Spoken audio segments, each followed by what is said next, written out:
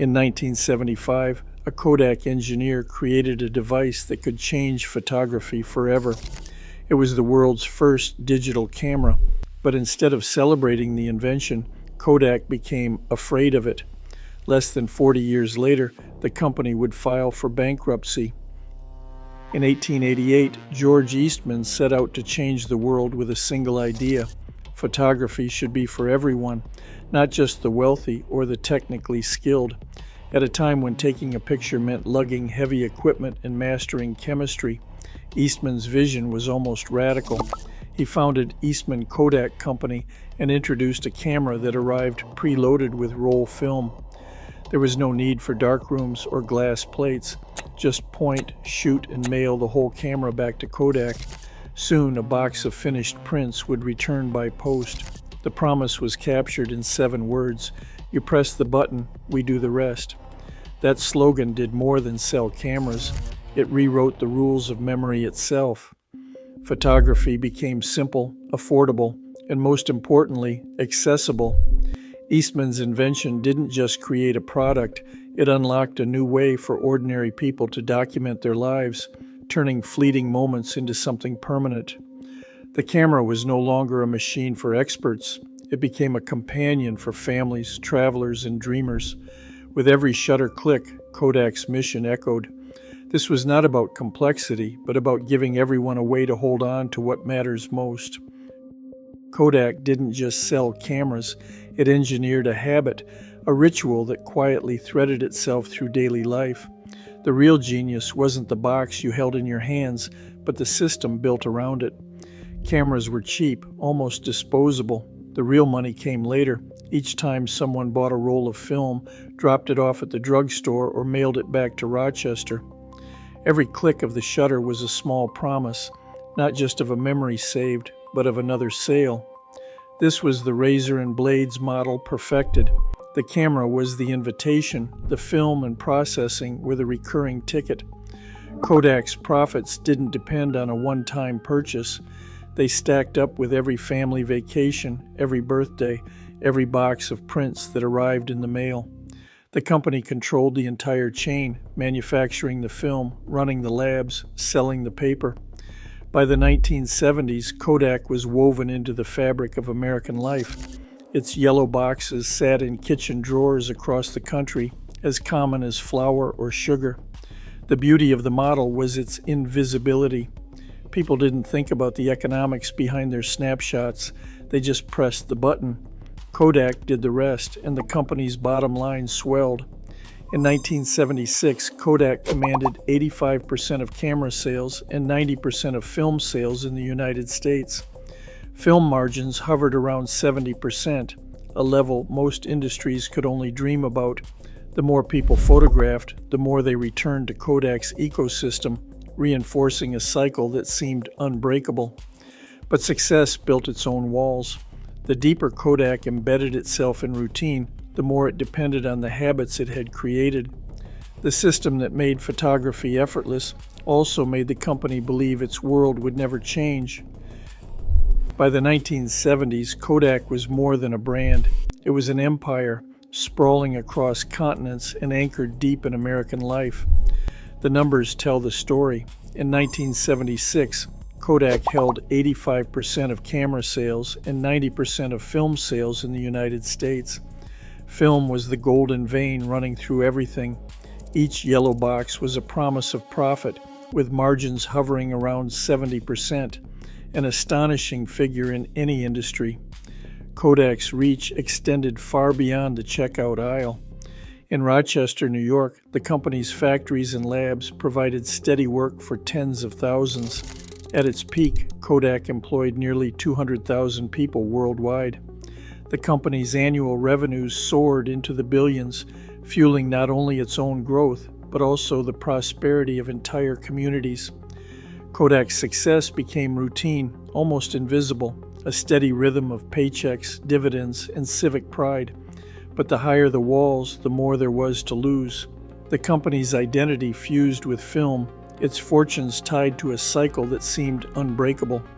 Every snapshot, every family album, reinforced the sense that Kodak was untouchable. Yet beneath the surface, that same dominance bred a quiet fear.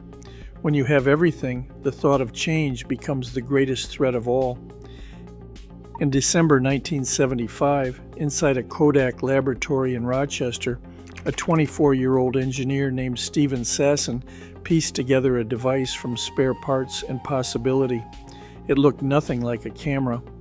The invention weighed 8 pounds, about the size of a toaster, with wires snaking from a Fairchild CCD sensor to a cassette tape recorder. Sasson's assignment was simple: see if light could be captured without film. The result was something no one had ever seen, a machine that didn't need chemistry or paper, just electricity and patience. Sasson aimed the lens at Joy Marshall, a lab technician who agreed to be the first subject. He pressed the button. The device hummed for 23 seconds, writing a blocky black and white image onto tape. Another 23 seconds passed as the playback unit reconstructed the digital data and pushed it onto a television screen. Marshall's face appeared as a ghostly outline, grainy, pixelated, but unmistakably human. Her response was, "You need work." Word spread, and Kodak's senior managers gathered for a demonstration. The prototype worked. It made a photograph without film, without chemistry, without any of the things that had made Kodak rich. Executives called it cute. They were curious, even amused. But beneath the surface, unease crept in. The numbers were impossible to ignore. Kodak's film business delivered 70% profit margins, a financial engine that powered the entire empire. A camera that needed no film was more than a technical marvel. It was a threat. Instead of launching a new product or doubling down on digital, Kodak quietly shelved the project. Sasson's invention was filed away, left to gather dust in the archives. The future had arrived, but the company that invented it wasn't ready to let go of the past. Inside Kodak's boardrooms, the warnings could not be ignored. By the late 1970s, executives read internal reports that spelled out a coming storm. Digital imaging would eventually sweep away the need for film. Larry Madison, a senior leader, delivered a forecast that was almost prophetic. He said digital cameras would become mainstream by 2010, yet the numbers on the balance sheet spoke louder than any memo. Film delivered margins near 70%, feeding not just the company's profits, but also the paychecks and bonuses of nearly 200,000 employees worldwide. The entire incentive system was built to reward stability, not risk. Bonuses for both workers and managers were tied to dividends, which depended on the steady flow of film sales. Every digital camera sold was seen as a threat to this cycle, a direct hit to the golden engine that powered Kodak's empire and the city of Rochester itself.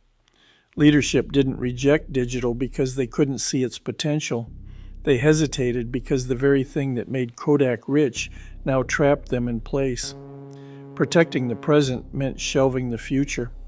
Committees debated, prototypes gathered dust, and the logic of short-term safety won out over reinvention.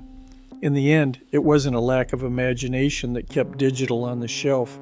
It was the fear of destroying what they had already built. In August 1981, Sony unveiled the Mavica, a camera that didn't use film or chemistry. A magnetic disc captured 50 electronic images, ready to view on a television. It wasn't digital in the modern sense, but it proved something Kodak had only whispered about in boardrooms. People wanted instant electronic pictures. Sony's move was a public bet that the future of photography would be built on silicon, not silver halide. The appetite was real, and suddenly the world's biggest electronics brands were circling the same territory Kodak had quietly mapped in its Rochester lab. Canon followed, launching the PowerShot 600 in 1996, a compact digital camera built around a half-megapixel CCD sensor. It was small enough for a pocket, simple enough for a novice, and most importantly, ready for mass production. Canon's leap from film to digital wasn't just technical, it was commercial. With each new model, the company proved that digital imaging could be affordable, reliable, and desirable for everyday consumers. Nikon, meanwhile, set its sights on professionals. The Nikon D1 arrived in 1999, boasting a 10.8 megapixel sensor and the speed to capture news as it happened. Sports photographers and photojournalists abandoned film for the D1's instant results. The message was clear. Digital wasn't just a toy for hobbyists, it was the new standard for serious work. Kodak, for all its patents and early experiments, watched the market move from the sidelines. Its digital efforts, like the DCS series, were limited to niche professional circles, priced out of reach for most. The yellow box that once defined photography faded from the center of the conversation. The future Kodak had invented was now being defined by others, and the world was moving on without waiting for Rochester's permission. Personal computers crept into homes one desk at a time, transforming how people thought about their photos. Suddenly, a picture could be scanned, tweaked, and saved without ever touching a strip of film or a Kodak envelope. By the year 2000, more than half of American households owned a PC, and with that came a new expectation. Photographs were no longer just paper memories tucked into albums. They became digital files, easy to edit, duplicate, and store by the thousands. The internet only accelerated this shift. Platforms like Flickr, Snapfish, and Kodak's own EasyShare gallery let people share entire albums with a click. The ritual of dropping off film at the drugstore faded. Instead, families emailed vacation photos across continents or posted them for friends to see instantly. The act of sharing a memory no longer depended on glossy prints or the yellow box. Kodak tried to keep pace. It launched the Kodak Picture Network in 1997, acquired Ophoto in 2001, and rebranded it as EasyShare Gallery by 2005, drawing in millions of users. The company rolled out digital kiosks and Picture CDS2, hoping to bridge the worlds of film and pixels. But the center of gravity had shifted. The market no longer revolved around prints and processing. Photography was becoming a digital conversation, shaped by software and screens, not paper and chemicals. Kodak's old ecosystem, built on film, mailers, and recurring sales, was losing its grip, one upload at a time. A new kind of storm hit the world in 2007, and it did not look anything like a camera. It was slim, glassy, and fit in a pocket. The first iPhone, with its built-in 2-megapixel camera, was more than a gadget. It was a signal that photography had fused with daily life. Within 5 years, smartphones would outsell every other camera on Earth. By 2012, over 700 million smartphones shipped worldwide, and nearly all of them had a camera ready to use the moment you turned it on. For the average person, taking a photo no longer meant reaching for a separate device. The act of capturing a moment became as natural as sending a text or checking the weather. The standalone camera category, once a pillar of consumer electronics, began to vanish. Global shipments of compact cameras peaked at nearly 120 million units in 2008, then plunged by half in just 4 years. The yellow box, once a fixture in every drawer, lost its place to a glowing rectangle that followed people everywhere. Kodak's response was desperate and late. The company tried to turn its vast digital patents portfolio into a lifeline, launching lawsuits and licensing deals against the very companies now dominating photography. The sale of more than 1,000 imaging patents brought in $525 million, far less than Kodak had hoped, and nowhere near enough to replace the billions lost as film and camera sales collapsed. Consumer behavior had changed overnight, and no patent could reverse it. The future Kodak once feared was no longer a threat on the horizon. It was already here, in every hand, every pocket, every ordinary day. On January 19, 2012, Kodak filed for Chapter 11 bankruptcy protection. The company that once defined the way the world remembered its own history now faced a reckoning it could not escape. Debt stood at nearly $6.75 billion. Revenues had collapsed to a fraction of their former strength. The old business model, built on film, paper, and the recurring promise of prints had finally run out of time. In the months that followed, Kodak began to dismantle itself piece by piece. Over 1,000 digital imaging patents, once the envy of the industry, were sold off for $525 million. The consumer camera division, the EasyShare gallery, and the last remnants of the photo processing empire were spun off or shuttered. The yellow boxes that once filled family drawers and store shelves faded from the present, becoming artifacts of a different era. When Kodak emerged from bankruptcy in September 2013, it was a far smaller company. The new focus was on commercial printing and technology licensing, fields a world away from the kitchen table snapshots and birthday parties that had made the brand a household name. Most of the workforce was gone. The company's place on the Dow Jones Industrial Average, a badge it had worn for 74 years, was already history.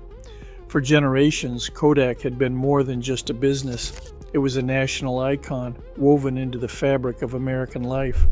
The collapse was not just a financial event, it was a public ending, a final answer to the question, what happens when the company that invents the future becomes its own casualty? Kodak's collapse often feels like a closed case, a victim of forces too big to fight. But the story is more unsettled than that. The company that invented digital photography could have used its head start to shape the market instead of watching it slip away. An earlier push to put affordable digital cameras in the hands of consumers, years before rivals like Canon and Sony, might have let Kodak guide the transition, not chase it. The company's patent portfolio, once a quiet gold mine, could have become a steady source of revenue if Kodak had licensed its technology widely, rather than waiting until desperation set in. There were other roads too, a bold move into services, turning photo printing, sharing, and storage into a business that outlived film. Strategic partnerships with electronics giants might have shared the risks and costs of reinvention, bringing new ideas and new markets within reach. Each of these paths required something Kodak's leadership struggled to supply, a willingness to put tomorrow ahead of today's profits. The question lingers, was the company's fate written by the market or by the hands on the wheel? Every company is shaped by what it chooses to protect. For Kodak, the golden goose was film, so every incentive, every bonus, every decision circled back to keeping that stream alive. But when the world changes, protecting the present can mean sacrificing the future. Disruption is not an outside threat to be managed at the edges. It is the main event, and treating it as a side project is how giants fall. Innovation, even when born in your own lab, can be neutralized by fear. Kodak had the technology to lead, but its leaders hesitated, worried that success in digital would kill the profits that kept their empire afloat. The lesson is sharp. Real breakthroughs demand courage, not just invention. Without the will to risk what already works, even the boldest ideas can be buried by caution.